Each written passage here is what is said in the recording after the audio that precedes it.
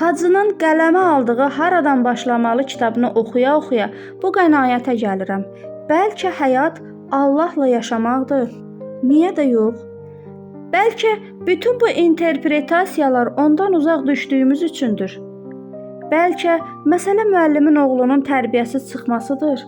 Hacı bunları elə qəşəng danışır ki, adam cani könüldən inanmaq istəyir.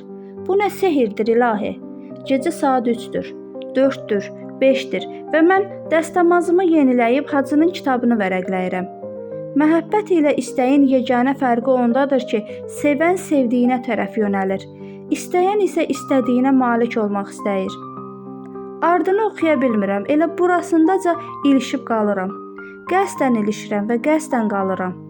Bu oyaqlıqla min ildə yatmaya bilərəm. O da ilişib qalmışdı, dostumu deyirəm. 2-3 il qabaq bizə qonaq gələn əziz insanımı. Vaqondan düşdü, şərf kimi sarıldım boynuna. Əlində kitab görüb soruşdum ki, qardaşım, yol boyu nə oxudun, nə qədər oxudun? Açdı, fərəhlə göstərdi, cəmi bir səhifə.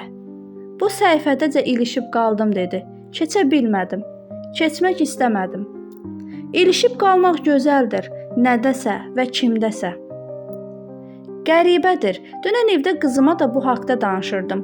Mən sürətli oxu tipli kampaniyaların deyil, ilişib qalmanın tərəfdarıyam deyirdim. Qızım həvəslə qulaq asırdı. Mən də Ramiz dayı kimi əlavə edirdim ki, məsələ bilmək deyil qızım, məsələ bildiyini dəqiq bilməkdir.